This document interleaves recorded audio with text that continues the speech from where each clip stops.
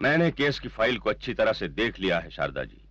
शारदा देवी, सारे सबूत आपके बेटे के खिलाफ है। केस जरा मुश्किल है। मुश्किल केस तो तब होता वकील साहब जब मैं झूठ को सच साबित करने को कहती, मगर मैं तो सच को सच साबित करने की उम्मीद लेकर आई हूँ। ठीक है, अगर आप चाहती हैं कि मैं आपके बेटे का केस लड़ूं, तो मेरी फीस होगी 25,000 रुपए। 25,000? ज्यादा है तो मैं कुछ सस्ते वकीलों के नाम देता हूँ। नहीं, मेरे बेटे की जिंदगी इतनी सस्ती नहीं कि मैं उसे दांव पर लगा दूं। आप केस की तैयारी कीजिए, रुपयों का इंतजाम हो जाएगा। 25,000 रुपए? बुरा मत मानना शारदा बहन, पर इतनी बड़ी रकम आप कैसे चुकाऊंगी? बरसों से हम अपनी फसल का अनाज तुम्हारे यहाँ बेचते आए हैं। अगली फसल पर रकम काट लेना। अगली फसल? कौन जाने अगली फसल होगी कि नहीं। बरसात रुक सकती है, सूखा पड़ सकता है, कीड़े फसल को बर्बाद कर सकते हैं, और फिर कृष्णा भी तो नहीं है खेतों की देखभाली के लिए। क्षमा करना शारदा बहन, ऐसे में इतनी बड़ी रकम देना हमारे लिए मुश्किल है। ठीक है। भगवान झूठ ना बुलवाए शारदा बहन, आज सोने में तो खोट हुए है। ये क्या कह रहे हैं आप लाला जी? वही जो सच है। ये जेवर को 25,000 में गिरवी तो क्या, अगर कोई खरीदेगा भी तो घाटा खाएगा। मैं ज्यादा से ज्यादा 10,000 दे सकूं। लाला जी, बहुत आस लेकर आपके पास आई हूँ, कुछ कीजिए। ये मेरे बेटे की जिंदगी का सवाल है। एक रास्ता है, अगर आप अपनी जमीन गिरवी रख सको तो उसके 25,000 तो क्या मैं 50,000 दे सकूं। नहीं, ये मुझसे नहीं होगा। सोच लीजिए शारदा बहन, जमीन बेटे की जिंदगी से बढ़ के ना हुए है। कृष्णा बच गया तो सब ठीक हो जाएगा, वरना भगवान झूठ ना बुलवाए।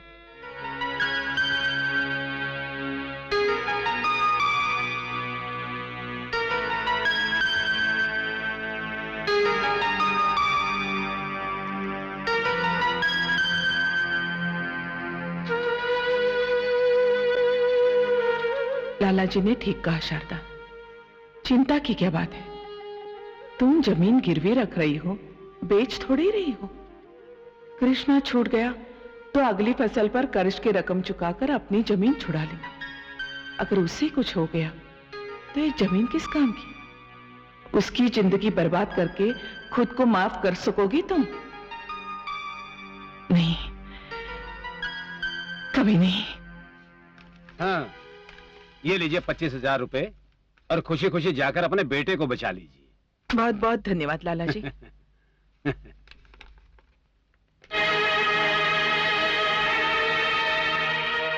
काम हो गया? बिल्कुल हो गया सरकार, आपका अंदाजा बिल्कुल सही निकला। शारदा देवी बेटे के प्यार में ऐसी पागल हुई कि बगैर देखे जमीन बेचने के कागज पर अंगूठा लगा गई। शाबाश, ये लो अपनी चालबाजी की कीमत। उठाओ कलम और जमीन के कागजात हमारे हवाले कर दो। बेचारी शारदा देवी, जमीन तो हाथ से गई, अब बेटा भी अदालत से बच नहीं पाएगा। तमाम गवाहों के बयानात और सबूतों को मद्देनजर रखते हुए यह अदालत इस नतीजे पर पहुंची है कि मुजरिम कृष्ण प्रसाद यादव ने न सिर्फ मीरा के साथ बलात्कार किया, बल्कि उसका और उसके चश्मदीद गवाह असलम शेख का भी कत्ल किया। लिहाजा यह अदालत मुजरिम कृष्ण प्रसाद यादव को उम्र कैद की सजा का हुक्म सुनाती है। नहीं नहीं जज साहब, यह गलत है, यह अन्याय है। मैंने असलम और मीरा का खून नहीं किया। ये ठाकुर जटाशंकर की चाल है। जटाशंकर ने मीरा का बलात्कार किया और सारा इल्जाम मेरे माथे पर ठोक दिया। जज साहब,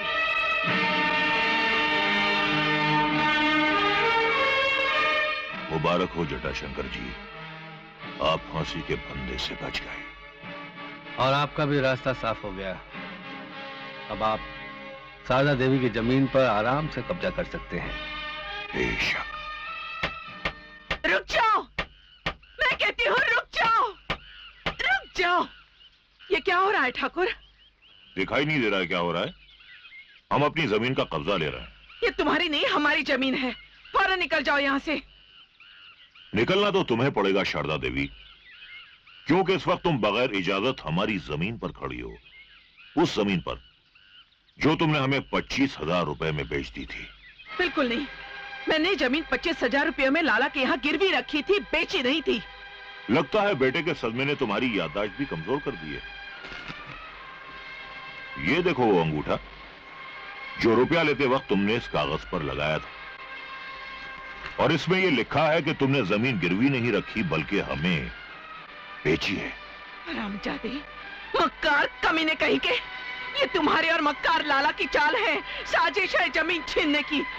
मगर मैं ऐसा हरगिज नहीं होने दूंगी। निकल जाओ, निकल जाओ यहाँ से। इस बदतमीज औरत को बाहर भेज दो।